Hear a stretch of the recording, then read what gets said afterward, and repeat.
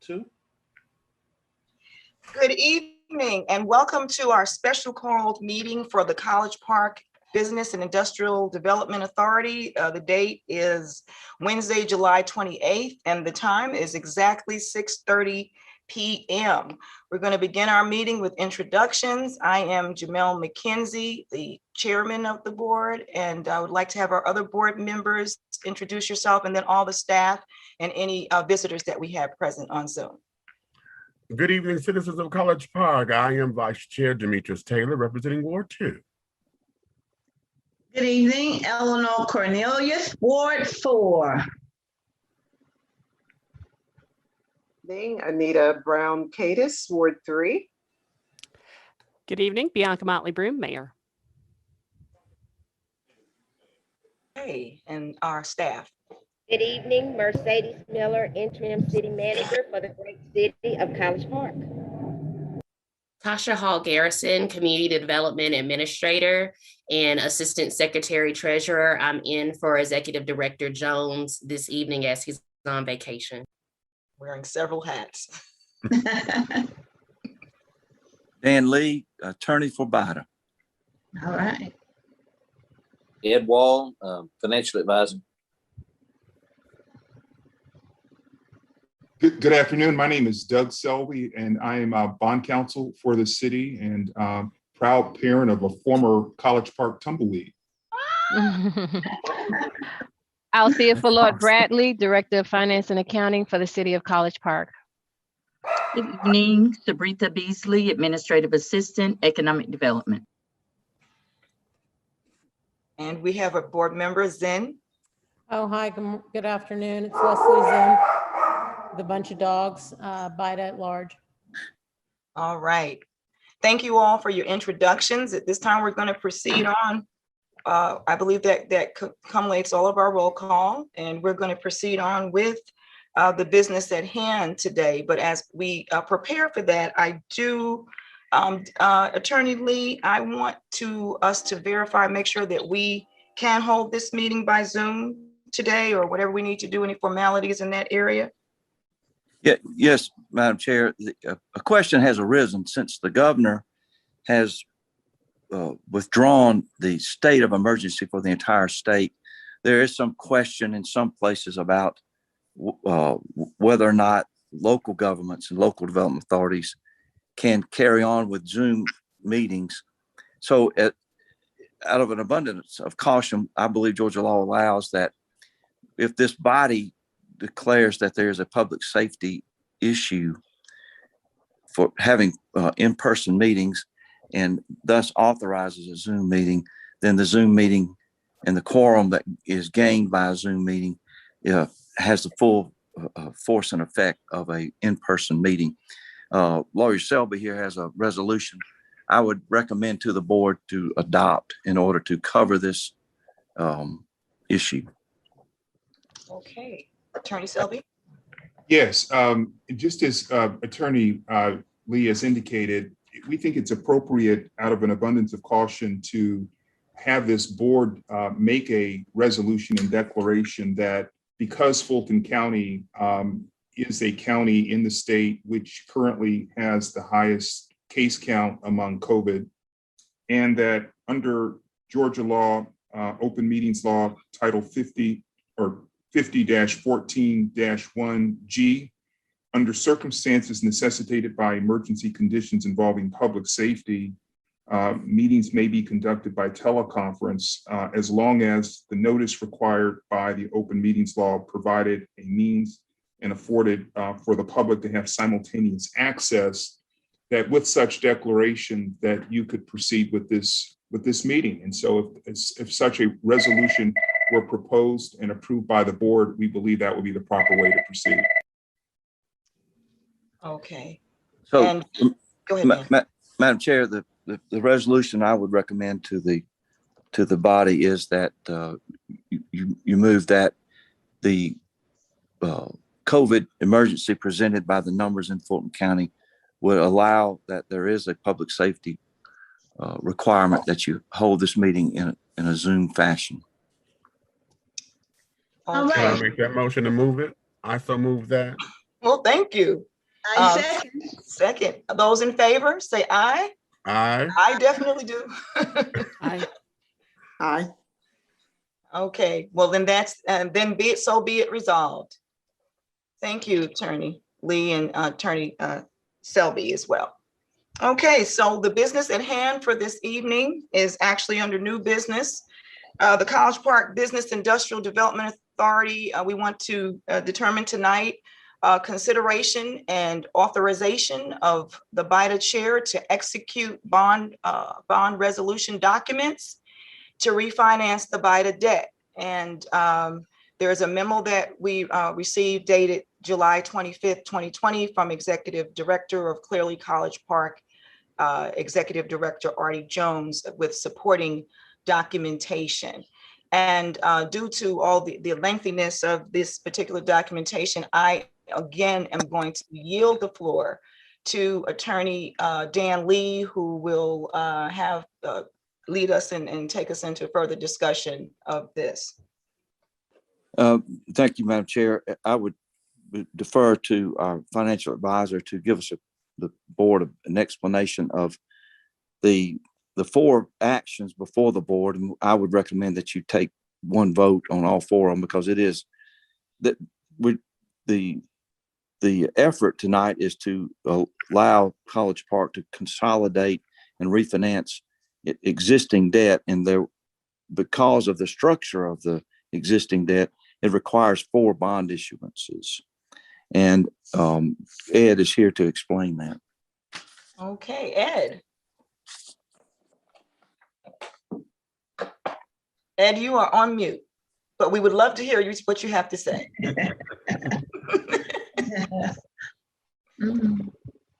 Sorry about that. They said that's the new buzzword for 2020. You're on mute.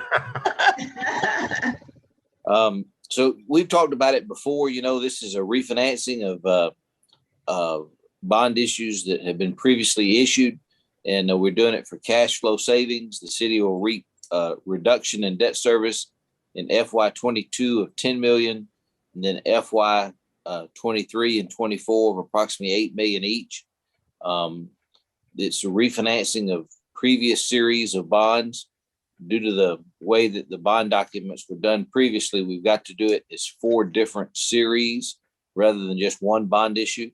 And some of them are different. One was for the public safety building.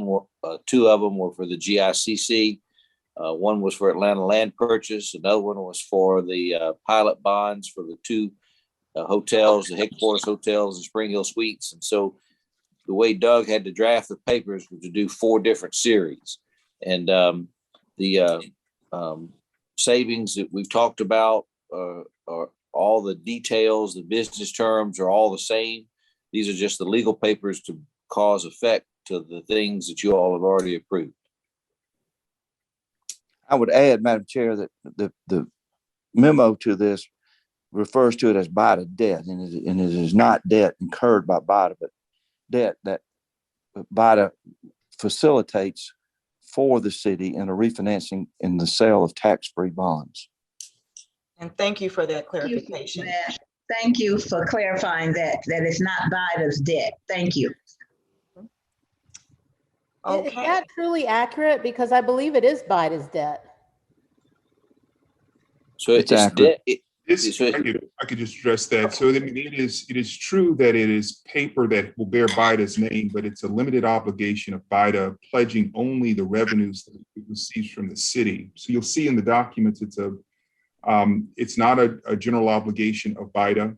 None of BIDA's own revenues none of BIDA's own general funds are pledged in support of these bonds. It's a pure assignment of payments received from the city under 4 intergovernmental contracts. But it is BIDA's debt. Right, that's correct. Okay, it is BIDA's debt. Can someone clarify that a little bit more? Because when people hear it's BIDA's debt, they begin to think that BIDA has all this money that we owe when we are simply a conduit for the city. I just still would like a little clarification on how this is considered to be debt for BIDA. Right. in the ordinary sense, if a bondholder were to show up looking for some money, they could not go into BIDA's pocket to get it. They would have to, go to the city and ask that the city ensure that it's making its payments under the intergovernmental contracts to BIDA. And what the documents all clarify, and this was nothing new, it was this way before the refinancing, is that the obligations are limited to the payments that the city makes to you. So, Ms. Zinn is correct that, if this were to appear on your audits, it would not likely appear on your balance sheet, in the sense it would appear in the notes to your financial statements as an obligation, really that's one that is limited to amounts you receive from BIDA. So no bondholder can bring an action that gets at the general funds of BIDA through any of these financings. Is that helpful? And Ed, did you have anything else to sort of add to that? No, sir. So the word that we use in the industry, BIDA, is a conduit issuer. So all the debt that BIDA has issued is on behalf of someone else, and that someone else is responsible to pay for it. In that case, it's the city of College Park. Thank you. And Madam And- Chair? I'm Yes, sorry. ma'am. And if either Attorney Selby or Attorney Lee or Mr. Wall could talk a little bit about the city's inability to carry debt. Right. This is all. That's a great point. Yes. Ed, you want to address that? So Georgia's Constitution requires that any debt that's secured by a government, whether it's a school board or a county or a city, any debt, and it's defined as any obligation, the term of which is greater than 1 year, if it's to be secured by a government's full faith and credit, including its taxing power, it must first be approved by voters in a referendum. There's a exception to that called the Intergovernmental Contracts Clause, and it's a section in the Georgia Constitution. It says one political subdivision can contract with another political subdivision for services or facilities are each empowered to perform for a term not to exceed 50 years. And so BIDA was created by the voters of College Park in 1976 in a local constitutional amendment so that BIDA could be a conduit and issue Right. debt on behalf of the city. And it would allow the city's full faith and credit, including its taxing power, to secure it. But the individual debt items do not have to be approved by the voters. Without BIDA, everything that the city would do would have to be approved in a referendum. Yes, but when people say BIDA's taking on too much debt because we're here because we don't want to go to the voters for approval, it's up to us to approve or not approve the debt. So we are ultimately responsible for that. However, we are not entering into any bond or debt that has not come to us through the city of College Park or the city of city councils still, we're given these debts. So we're presented with these, and yes, we can determine in many cases, because we have the right to vote and say, no, we're not going to do it. However, the elected officials who represent the voters have presented us with these opportunities on behalf of the city of College Park. So it's really kind of a partnership, but as said, nothing would be able to be done without the votes of citizens in terms of College Park entering into any property transaction. Am I correct on that? Yes, ma'am. What you just said. So it's right. just kind of meaning it's not fair to say that BIDA just has this debt. BIDA is the conduit in which we are able to do what we do here in this city. And so I see it more as a partnership. And I just don't think it's fair when people just point the finger and say, this organization, as if we did this all by ourselves. Even when we looked at this, what this decision that we're making is on behalf of the greater good of the city of College Park. And Madam Chair, I would add that development authorities all over the state, including BIDA, were created as a mechanism to allow for the city to borrow and not have to go to the voters Mhm. and not have to pay it off at the end of every 12 months. I would also add that this vehicle is used, this conduit is used to gain tax-free interest. That is a great savings to the city. That is the reason for development authorities being created. May I ask a question for point of, obviously, though it feels uncomfortable to say it is our debt, but with the approval of the city and at the urging of the city.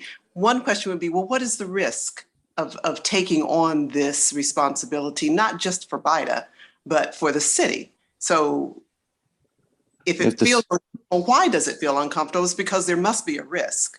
Every time you assume debt, so what's the risk? And number two, can we fix it all by talking about a caveat that says, at the request of city council or whatever BIDA assumes or approves? So would it make some of us feel more comfortable if we offered that we're doing this at the behest of city council, even though that's inherently in the definition of who we are?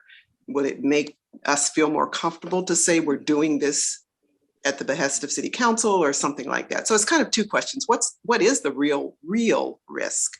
Okay, I know we're going somewhere right now, but we're actually moving away from the purpose of tonight's meeting. This is one of the reasons that we are going to have a retreat in the next few weeks, because these are the type of, we have new board members. We need to help everybody have the understanding of the board that we're serving on. So I would like to defer this discussion to the proposed retreat that we have scheduled for within the next 6 weeks. I will, since the mayor's hand is raised, Mayor, we'll let you have, just to say what you need to say. But after that, I would like to just table this and move on so we can handle the business that we came out tonight for. Okay.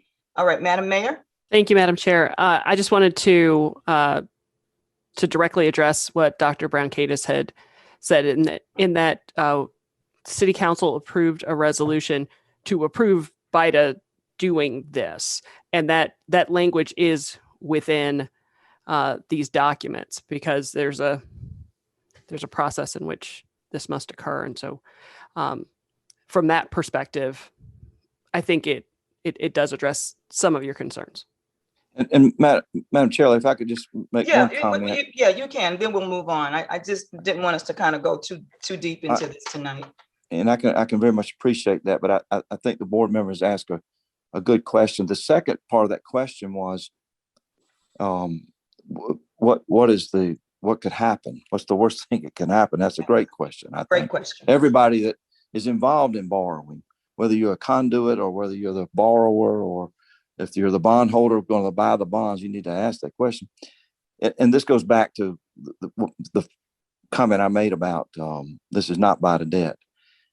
BIDA has no responsibility other than the payments, as Doug mentioned a minute ago, the payments that the city agrees to pay to BIDA for the debt to the bondholders.